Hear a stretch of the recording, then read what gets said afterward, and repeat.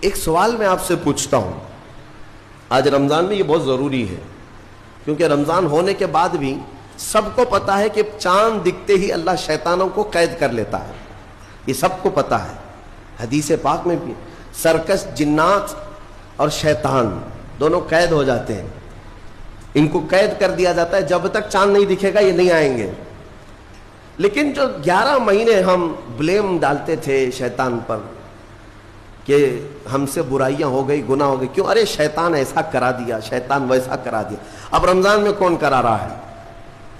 شیطان تو ہے نہیں، پھر فجر میں سوتا کیوں ہے؟ بغیر نماز پڑھے ٹانگ پھیلائے ویسی نماز قضا کرے، کون سا شیطان تمہیں سلایا؟ ابھی تو شیطان ہے نہیں۔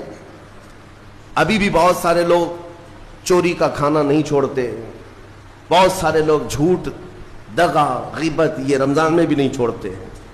تو یہ ان کو کون سا شیطان کروا رہا ہے؟ کون سا شیطان یہ برائیاں کرواتا ہے؟ اس کے جواب کے لیے ایک چیز سمجھنا ضروری ہے۔ یہ بات تو مشہور ہے کہ ساری برائیاں شیطان کرواتا ہے، ابلیس کرواتا ہے نا؟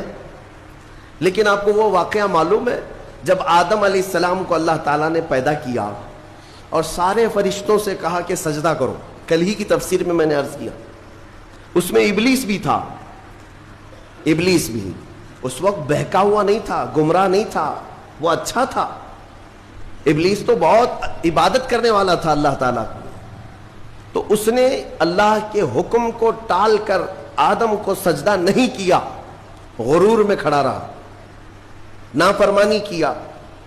تو اب میں یہ سوال کرتا ہوں کہ ہر ایک کو گمراہ کرنے والا شیطان ہے، تو شیطان کو کس نے گمراہ کیا تھا؟ اس کو کس نے روکا سجدہ مت کرنا آدم کو؟ کوئی ہے بہکانے والا؟ ارے وہ تو پہلا ابلیس ہے، اس سے پہلے تو کوئی ابلیس تھا ہی نہیں، اس سے پہلے تو کوئی شیطان تھا ہی نہیں۔ شیطان کو کس نے روکا کہ تو بڑا ہے، تو بلند ذات والا ہے، آدم مٹی سے بنا ہے؟ یہ خیال کس نے ڈالا؟ کون سا شیطان تھا اس سے پہلے؟ یہی بات سمجھنے کی ہے۔ محدثین نے مفسرین نے فرمایا ابلیس کو جس چیز نے سجدہ کرنے سے روکا وہ نفس امارہ ہے، وہ نفس ہے جو آج بھی تمہارے ساتھ ہے۔